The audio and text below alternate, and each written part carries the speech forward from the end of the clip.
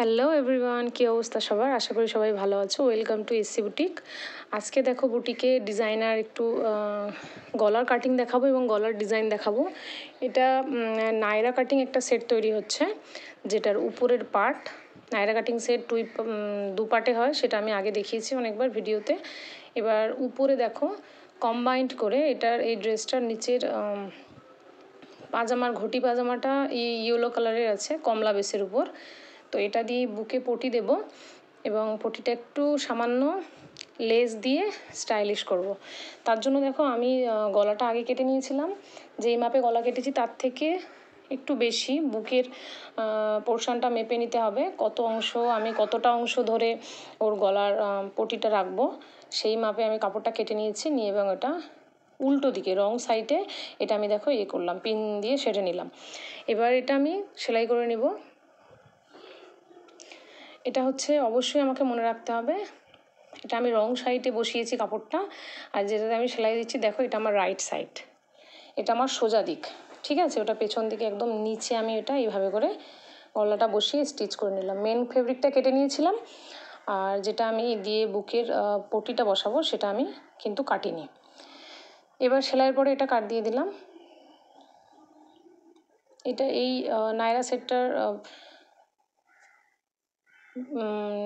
এটা হচ্ছে অ্যাকচুয়ালি তোমার নায়রা প্লাস এটার সঙ্গে ঘটি প্যান্টটা খুব স্টাইলিশ এবং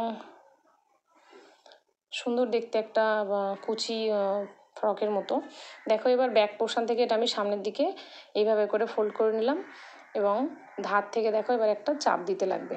কাট দিয়ে নিয়েছি, এবার ধার থেকে একটা চাপ দিয়ে দিব। একদম খুব ধার থেকে সুন্দর করে চাপ দিলে বসে থাকে।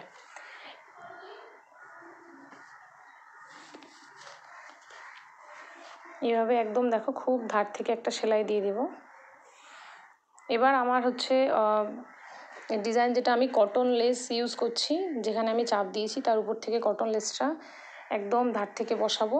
এবং যেহেতু এটা রাউন্ড শেপ আছে, এটা প্লেন, তাই এটা আমাকে চেষ্টা করতে হবে কর্নার সাইড যেটা আসবে এটা একটু এই জায়গাটায় একটা করে ফ্রিল দিতে হবে, তবে এটা কিন্তু সুন্দর করে বসবে, নাহলে একটু সোজা হয়ে থাকে এটা। এবং দেখো পরের সাইডটা মুখটা কিন্তু আমি মুড়িনি, এইভাবে করে লেসটা জাস্ট ওর উপর থেকে চাপ দিলে এটা একটা আলাদা ফিনিশিং এসে যাবে। এটা হোয়াইট কালারের কটন নিয়েছি, তোমরা চাইলে গোল্ডেন যে কোনো টাইপের লেস এখানে বসাতে পারো।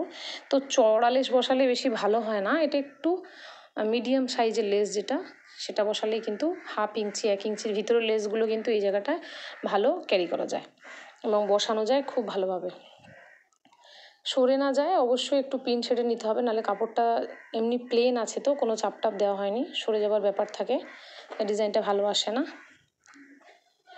এভাবে দেখো গোটাটা একদম এভাবে আমি লেসটা বসিয়ে নেব। খুব ধীরে ধীরে বসাতে হবে, যেহেতু এটা শেপটা রাউন্ড আকারে আসছে, দুই কোণটা সমান করে না, দেখো একদম শেপ দেওয়া আছে সার্কেল টাইপের, হাফ সার্কেল।